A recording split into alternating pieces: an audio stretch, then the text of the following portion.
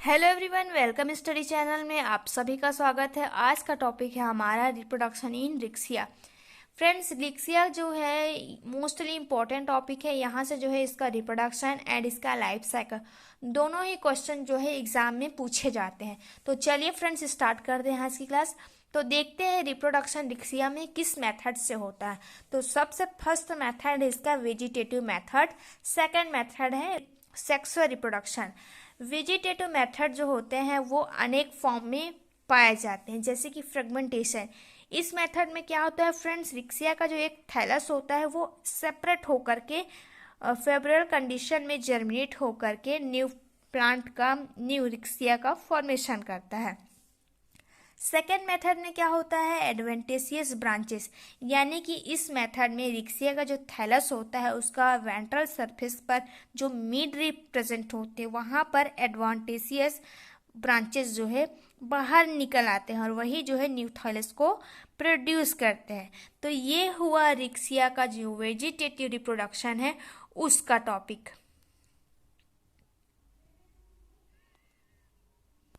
अब देखते हैं बाय परसिस्टेंट, यानी कि रिक्सिया की कुछ ऐसे स्पीसीज भी होते हैं जिसके जो है पश्च भाग यानी कि पोस्टीरियर पार्ट हो जो है वो नष्ट हो जाता है, लेकिन उसका एंटीरियर पार्ट जो है सॉइल में पड़ा रहता है और वही जो है फिर फेवरेबल कंडीशन में नया रिक्सिया का फॉर्मेशन कर लेता है। फोर्थ है ट्यूबर्स। इस प्रकार के मेथड में क्या होता है, थैलस के अंदर जो है वो ट्यूबर का फॉर्मेशन होता है और ये ट्यूबर जो है फेवरेबल कंडीशन में बनते हैं।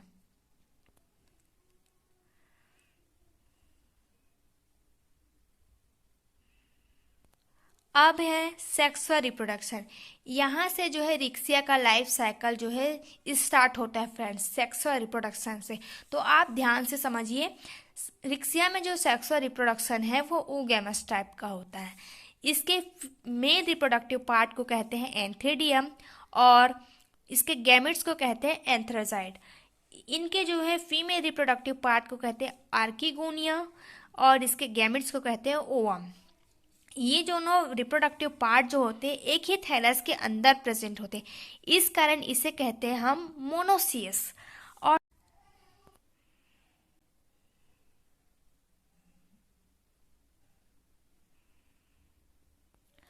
अब हम देखते हैं स्ट्रक्चर ऑफ एंथीडियम, यानी कि जो एक मेच्योर एंथीडियम है उसका स्ट्रक्चर कैसे दिखाई देता है। तो एंथीडियम का जो पृष्ठीय सरफेस होता है वो जो होता है उसके अंदर जो है एंथीडियल चैम्बर प्रेजेंट होता है। इस चैम्बर के अंदर जो है एक नैरो पोर भी प्रेजेंट होता है और एक मेच्योर एंथीडियम के अंदर जो है स्टॉक क्लब शेप या पियर शेप का दिखाई देता है।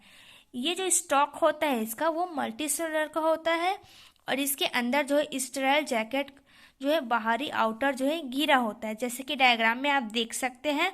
और इसके अंदर जो है जैकेट के अंदर जो है छोटी छोटी बहुत सारे एंथ्रोसाइट पाया जाता है और इस एंथ्रोसाइट के अंदर जो है मदर सेल्स प्रेजेंट होते हैं। ये मदर सेल क्या करते हैं, यही जो मदर सेल है उनके अंदर जो है बड़ा न्यूक्लियस प्रेजेंट होता है और ये मदर सेल जो है बाद में डिवाइड हो जाते हैं।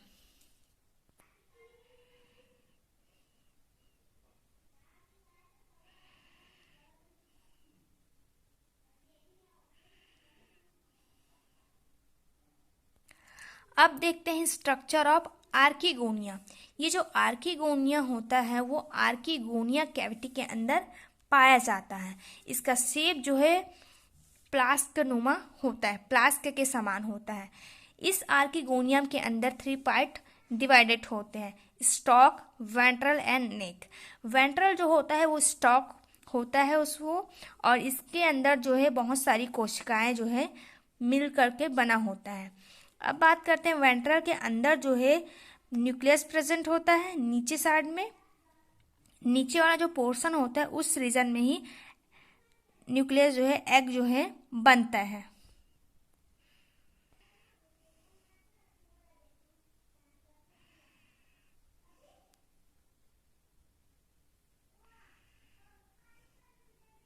अब जैसे ही आर्किगोनियम का न्यूक्लियस, आर्किगोनियम का एग और एंथीडियम का स्पर्मेटेड, ये दोनों जो है आपस में फ्यूज कर लेते हैं फर्टिलाइजेशन के थ्रू, और वहाँ से जो है जायगोट का फॉर्मेशन होता है। अब ये जायगोट जो है बाद में फिर स्पोरोफाइट में चेंज होता है। तो स्पोरोफाइट का देखते हैं कि जो स्पोरोफाइट होता है वो सिंपल होता है, और ये जो है कैप्सूल या फिर स्पोर सैक का बना होता है। ये इसमें जो है फूड सीटा एब्सेंट होते हैं। स्पोरोफाइट का जो न्यूट्रिशन होता है वो गैमेटोफाइट पर डिपेंड होता है। स्पोरोगोनियम, स्पोरोफाइट के अंदर जो है स्पोरोगोनियम प्रेजेंट होते हैं, और इस स्पोरोगोनियम के अंदर जो है बहुत सारे मदर सेल पाए जाते हैं जो कि कैप्सूल के दीवार से सराउंडेड होते हैं।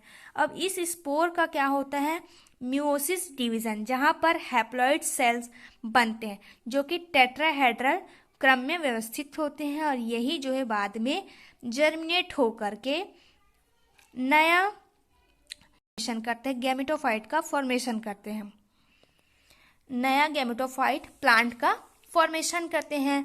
अब देखते हैं कि ये स्पोर जो है कैसे जर्मिनेट होते हैं। तो ये स्पोर जो है सबसे पहले देखते हैं तो ये 3 लेयर में डिवाइडेड होते हैं, एक्सोस्पोरियम, मेसोपोरियम और एंडोपोरियम। ये बाहर वाला आवरण होता है, ये मध्य वाला और ये अंतिम वाला। तो ये जैसे ही कैप्सूल जो है बस्ट हो जाते हैं उसके बाद जो है बहुत सारे वहाँ पे स्पोर बाहर आ जाते हैं, और ये क्या करते हैं, सॉइल में गिर करके अपने फेवरेबल कंडीशन में मॉइस्ट और सैडी प्लेसेस पर जर्म ट्यूब का फॉर्मेशन करते हैं, और थैलॉइड और बहुत सारे अन्य पार्ट का निर्माण करके न्यू प्लांट का फॉर्मेशन कर लेते हैं। तो ये हुआ जर्मिनेशन ऑफ स्पोर।